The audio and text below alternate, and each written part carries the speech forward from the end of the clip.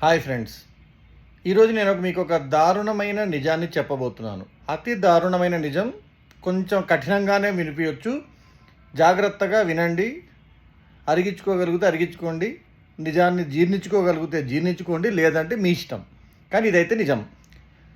భారతదేశం, భారతీయులు కనుక ఇలాగే ఉంటే, భారతదేశంలో ఉన్న మనుషులు కనుక ఇలాగే ప్రవర్తిస్తుంటే ఇప్పుడు కాదు కదా, వచ్చే 150 సంవత్సరాల వరకు కూడా డెవలప్ అవ్వదు. మీరు అనొచ్చు, జీడిపి ఇంత పెరిగింది, యుద్ధాల్లో మనం ఎంత గొప్పగా చేస్తున్నాము, టెక్నాలజీ ఇంత పెరిగింది. ఇవన్నీ కాదు, మనుషులుగా మనం ఏం చేస్తున్నాం. ఒక మనిషి మనిషిగా ఉండలేనప్పుడు, మనిషి బుద్ధి లేని వాడిగా ప్రవర్తిస్తున్నప్పుడు ఆ సమాజం మొత్తం దరిద్రంగా తయారవుతుంది. సమాజం అంటే గోడలు కాదు, మేడలు కాదు. సమాజం అంటే మనుషులై. దేశం అంటే మట్టి కాదు, మిద్దెలు కాదు, టెక్నాలజీ కాదు, కంప్యూటర్లు కాదు, జాబులు కాదు, జీడిపిలు కాదు. దేశం అంటే మనుషులు. మనుషులు ఏం చేస్తున్నారో చూస్తే దేశం ఏం చేస్తుందో తెలుస్తుంది.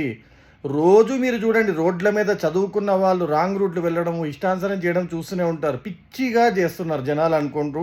నిన్న కూడా అనుకున్నాం, మనుషులు మనుషులుగా ఉంటున్నారా అని. ఈరోజు ఒక తొక్కలో, అతి తొక్కలో, తిక్క తొక్కలో అని చెప్పవచ్చు. ఇంకా నాకు తెలిసిన తెలుగు అంతే, తొక్కలోకి వచ్చింది. సో ఆ తొక్కలో ఐపీఎల్ టోర్నమెంట్ ఏంటి, అందరు రకరకాల కంట్రీస్ నుంచి ప్లేయర్లను తీసుకొని బాగా డబ్బులున్న వాళ్ళు ఇంకా ఎక్కువ డబ్బులు సంపాదించడానికి ప్రజలను గొర్రెలు చేసి వాళ్ళ మధ్య గొడవలు పెడుతున్నట్టుగా ఈ స్టేట్కి ఆ స్టేట్కి మధ్యగా పెడుతున్నారు. ఇంకో జోక్ ఏంటంటే, ఏ స్టేట్లో ఆ స్టేట్ ప్లేయర్లు ఉండరు. ఏ స్టేట్ వాడు ఏ స్టేట్కి ఆడతాడో తెలియదు, ఏ దేశం వాడు ఏ స్టేట్కి ఆడతాడో తెలియనప్పుడు అది బెంగళూరు టీం అయితే, హైదరాబాద్ టీం అయితే నీ వెర్రి కాకపోతే, నీ వెర్రి 1000 రకాలు అన్నట్టు నీకు పిచ్చి 10 రకాలు. సో మీ పిచ్చిని ఆసరాగా చేసుకొని ఇప్పుడు ఈరోజు బెంగళూరులో వాడు ఏదో ప్రపంచాన్ని జయించినట్టారా ఐపీఎల్ టోర్నమెంట్ గెలిచారయ్యా, ఓకే హ్యాపీ, మేము అందరం కూడా హ్యాపీ అయ్యి. ఇప్పుడు అయితే ఏంటి, ఆ రోడ్ల మీద పడిపోయి వాళ్ళందరూ ఏదో పెద్ద ప్రపంచాన్ని జయించినట్టు, ప్రపంచ శాంతి నెలకొల్పినట్టు వాళ్ళందరి కోసం లక్షలాది మంది రావడము, ఆ గవర్నమెంట్ వాళ్ళేమో అదో పెద్ద ఈవెంట్ లాగా చేయడము. సరే చేశాడు, వాడేదో గవర్నమెంట్ వాళ్ళు చేసుకున్నారు, బాగానే ఉంది ప్రమోషన్స్ కోసము. ఈ జనాలు, నేను చెప్తున్నాను, జనాలు నిజంగా ఎవరిని గౌరవించాలి. మీ ఇంట్లో వాళ్ళ కోసం ఎప్పుడైనా అట్లా వెళ్ళారా? నీకు నిజమైన హీరో ఎవడు అంటే మీ అమ్మ, మీ నాన్న, లేదా నీ స్నేహితులు. నీకు అవసరం ఉన్నప్పుడు నీ కోసం నిలబడేవాళ్ళు.